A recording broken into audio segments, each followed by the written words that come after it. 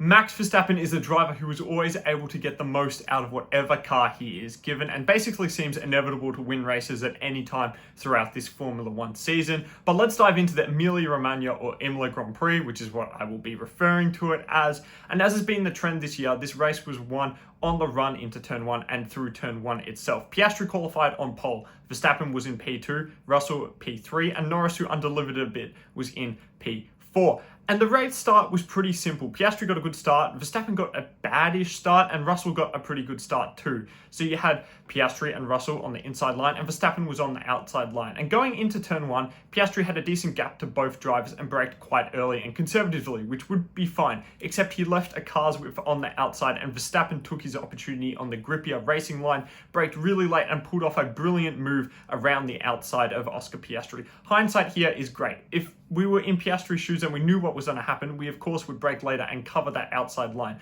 But Piastri was being conservative here, and I think by the time he saw what Verstappen was doing, Verstappen was already all the way around the outside of him, and he couldn't run him off the road, as Verstappen was basically ahead already by the apex, which was just how late he braked and how well he managed to pull this move off. And of course, he then had the apex for turn 2, and Piastri had to back out, which was the smart thing for Piastri to do. But absolutely brilliant move by Verstappen. I loved it, and I'm an Oscar Piastri fan now that Daniel Ricciardo is gone. And then you had Russell, who settled into P3, and I believe Norris held on to P4. After this, Verstappen looked in control of the race as Piastri ran in P2 with Russell in P3, as I said earlier, and Gasly had a small issue on lap 3 where he ran wide through Piratella, I believe is what it's called, as he was on the outside. He just needed to back out here. He wasn't going to gain anything by trying to hold it around the outside, ran wide into the gravel with a bit of a snap and lost a couple spots. So I'm sure if he could have his time back, he would of course just back out and let whoever, I'm not sure who it was, but let them have the corner instead of trying to hold it around the outside. Lando eventually got past Russell on lap 11 as the Merckx tyres started to die. It just doesn't have the tyre wear in these longer races that the Red Bull in Verstappen's hands and of course the McLarens do.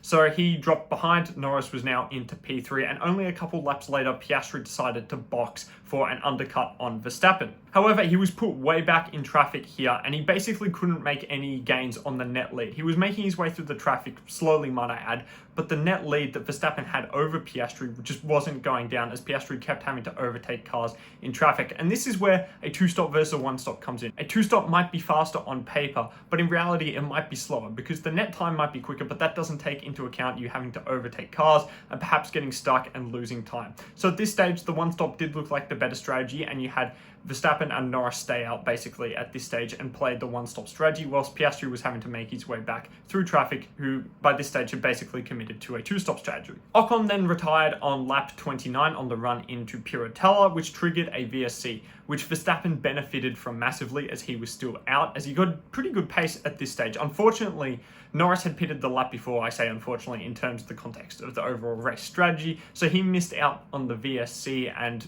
basically it really benefited Verstappen at this stage, and I believe Albon, who was still out, and Hadjar. Piastri then pitted for the second time at lap 31, as his tyres he'd put on lap 13 were basically dying at this stage, and he needed to get some fresh air into his race. We then had a pretty solid period of the race where not too much happened until Antonelli then DNF'd later in the race at basically the exact same spot Ocon, and this caused a full safety car. Now in the moment I was questioning why this was given as a full safety car instead of a VSC, which is what Ocon's had been given as it was basically in the same spot, but that was the issue. The marshals had rolled Ocon's car back into a gap in the fence. However, it was only big enough for one car, so when Antonelli DNF'd, they couldn't just roll his car back, which meant they had to get a heavy machinery, a crane onto the track in order to move the car up the hill. And anytime you have heavy machinery on the track, it has to be a safety car for safety reasons. So that's why the safety car was called. Of course, we know that in hindsight, but in the moment I was a bit confused. So hopefully that helps ease some of your guys' concerns about why that was called a safety car instead of a VSC, and it was just purely for safety reasons. Verstappen decided to pit, and because of the large gap he had, he still came out in P1. Piastri decided to stay out at this stage in order to gamble for track position, whilst Norris pitted. So the two McLarens swapped spots. Piastri went up into P2, and Norris went into P3, which gave us an interesting conundrum here. Should McLaren swap the drivers' positions? I'm happy with the way they played it.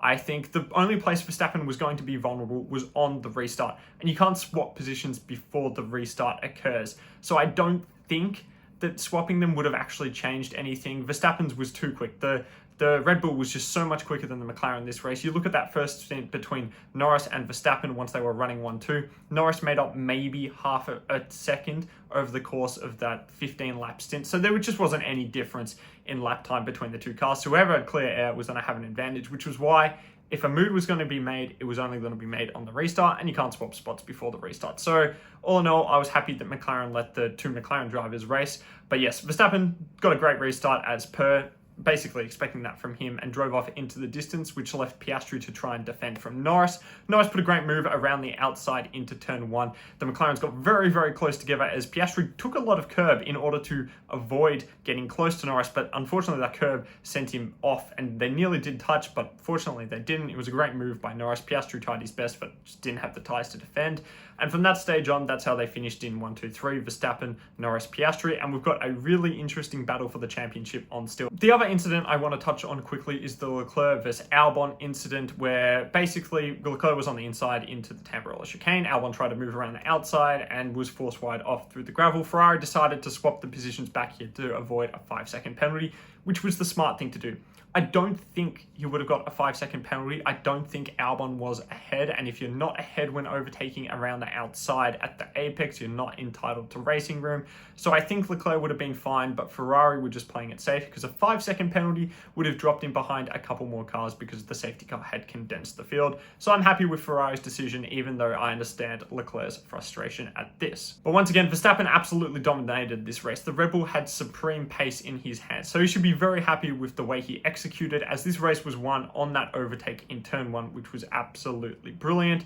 The McLarens, again, will be a bit disappointed. None of them won the race, but they're just securing good points, and I'm looking forward to the championship battle now continuing on into Monaco. Just a couple other things I wanted to touch on quickly. The Ferraris had a shocking qualifying. The last time both were knocked out in Q2 was Canada in 2023, I believe, and that was a shocking race.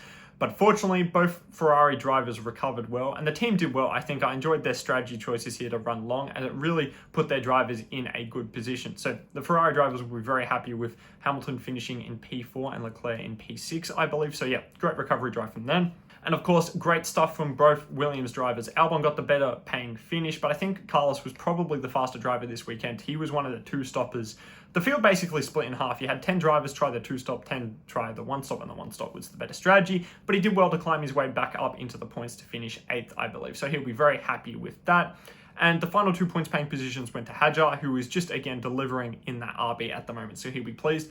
And Yuki, who had a decent recovery drive after his very silly and big crash in Q1. In qualifying, again, he needs to do better than this. It was a great recovery drive, but you shouldn't be having to do a recovery drive in the first place. He had good enough pace to make it into Q3, so a silly mistake in Q1 basically cost him a really good weekend. Just 2 other shout outs to drivers who I think drove really well was Alonso and Hülkenberg. They obviously both didn't finish in the points. Alonso qualified really well, out-qualified where the car was. Aston Martin's strategy to go on the mediums was a great shout, but unfortunately that car just went backwards in the race. And Hülkenberg was running in the points near the end of this race, but again, that Sauber is not good. So great drive from both drivers. Unfortunately, they just came home empty-handed. And Colapinto, of course, was the new driver this weekend, had a crash in qualifying, had a spin, I believe, on lap... No, not a spin. He just lost a couple spots on lap 1. He might have had a spin. I can't remember. I have to double check that.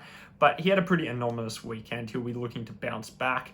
The one thing he didn't want to do was crash, and unfortunately he did do that. So hopefully he can rebound back in Monaco, where confidence will be key. Overall, the Imola Grand Prix was pretty good. I think it's one of the better ones I've watched since the race came back on the calendar in 2020. I don't think we'll see it again next year or really in the near future, but if we did have to go back to another Italian track, I would go back in Mugello in a heartbeat over Imola. But overall, though, this race was good. I'd give it an 8 out of 10. So make sure you let me know what you would rate the race out of 10 down below. But of course, we have Monaco coming up next weekend, where qualifying is going to be emphasized massively as you can't overtake. However, we do have mandatory 2 stops, which will be interesting. So an undercut might be powerful as long as you don't fall back into traffic. But I'm very excited for Monaco, even though the race might be a bit of a snooze fest. Qualifying is always great to watch. So hopefully you guys enjoyed this wrap up and have a great rest of your day.